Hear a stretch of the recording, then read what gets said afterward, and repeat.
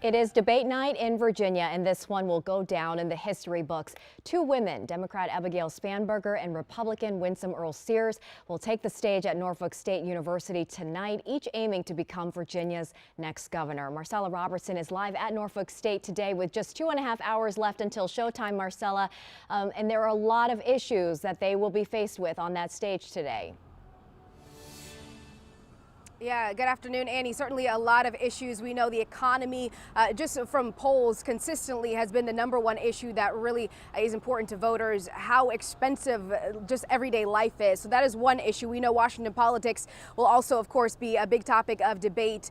Joining me now to talk more about what to expect tonight is professor and political analyst Eric LaVille. Thanks so much for being with us. We appreciate your time. Thank you so much for having me today.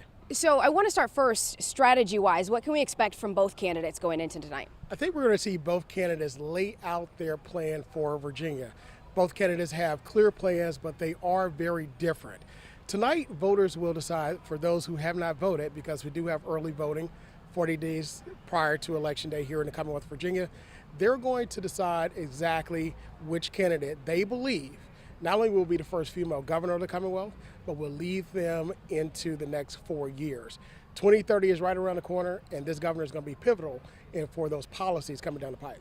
We know that, according to the polls, the economy, just how much everyday life costs is so important to voters. But when it comes to the campaign ads that we have seen, we know the transgender bathroom policies, the federal layoffs, the recent scandal with Democrat Jay Jones, how much of that will be the focus of tonight, some of those controversial issues? Some of those issues will be at the forefront. Of course, you always have October surprises, and we have a few of those in this campaign. However, when you look at the overall issue, it's the economy. It's individuals that are losing jobs. It's the layoffs. It's the individuals who are afraid for a lot of reasons for policies coming out of Washington.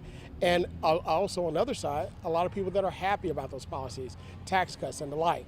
So this particular election, I believe, is going to fall down to the economy and how the Commonwealth will lead the rest of the nation, because as Virginia goes, so does the rest of the country. And talking about the rest of the country, right, on a national stage, taking a broader look at this, how important is tonight, how important is this election? We know it is one of two in the country picking a governor next month. Well, Virginia, I call it the canary in the coal mine for the midterm elections. What we see now that's happening is that individuals now are going to be voting, not just for the new governor here of the Commonwealth, but they're also going to be voting to determine if they agree with the policies of Washington now and with Congress. Right now, we're in a government shutdown. We're experiencing this for almost 24 times in the last about 40 years of our history here in the country. And I think voters now, it seems a little different to a lot of persons, especially the tariffs and increased costs of trade, to do trade and business here in the country. So, this particular election, I think, holds a very special place and a very important place in the entire cycle of politics for the United States, but also for the world.